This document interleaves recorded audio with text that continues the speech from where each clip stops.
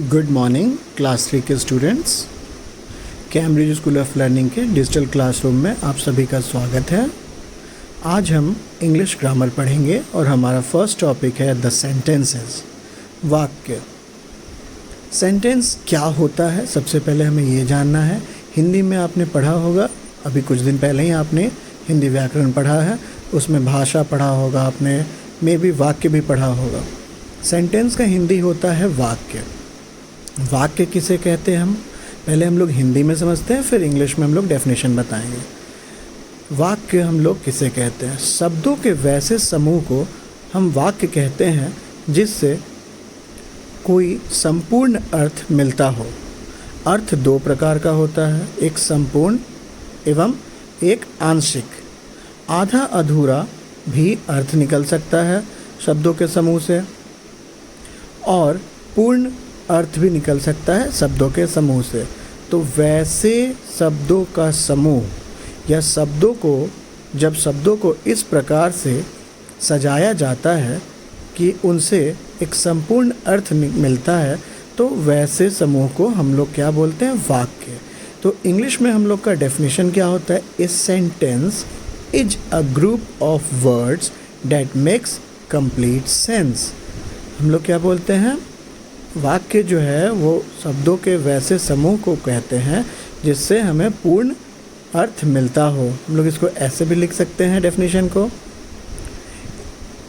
When group of words are arranged in such a manner that it gives a complete sense, then it is called a sentence। दोनों definition आप लिख सकते हैं, जो भी आपको पसंद हो। अब सिंपल समझना है कि ये कंप्लीट सेंस और इनकम्प्लीट सेंस क्या होता है, तो हम लोग देखेंगे। सबसे पहले, is girl a good Nancy, इसका मतलब आपको समझ में आ रहा है? नहीं आ रहा है, जंबल वर्ड्स लग रहा है। इसका आंसर क्या हो सकता है कि Nancy is a good girl.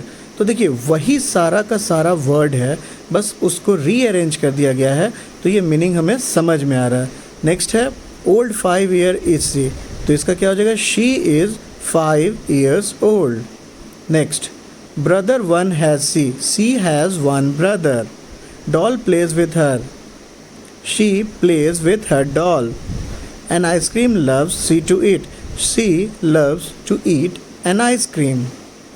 इस तरीके से जब हम लोग प्रॉपर ऑर्डर में डालते हैं इन्हीं सारे वाक्यों को, तो हमें अर्थ जो मिलता है वो पूर्ण है। तो इसलिए हम लोग इसको क्या कहते हैं? सेंटेंस कहते हैं। और इस बस और बस आपको सेंटेंस में अभी फ़िलहाल इस चैप्टर में इतना ही पढ़ना है। तो आपके लिए बहुत आसान है कि सारे वर्ड्स को पढ़िए जो आपको दिया हुआ है क्वेश्चन में, और देखिए कि क्या ये सारे को एक लगातार पढ़ने पे कोई मीनिंग मिल रहा है। अगर मिल रहा है तो सेंटेंस है, नहीं मिल रहा है तो उसको रीअरेंज करके सेंटेंस बनाइए। और ये कुछ एक्सरसाइजेस दिया हुआ है, इसको आप करने की कोशिश कीजिएगा। आज के लिए इतना ही। Thank you so much.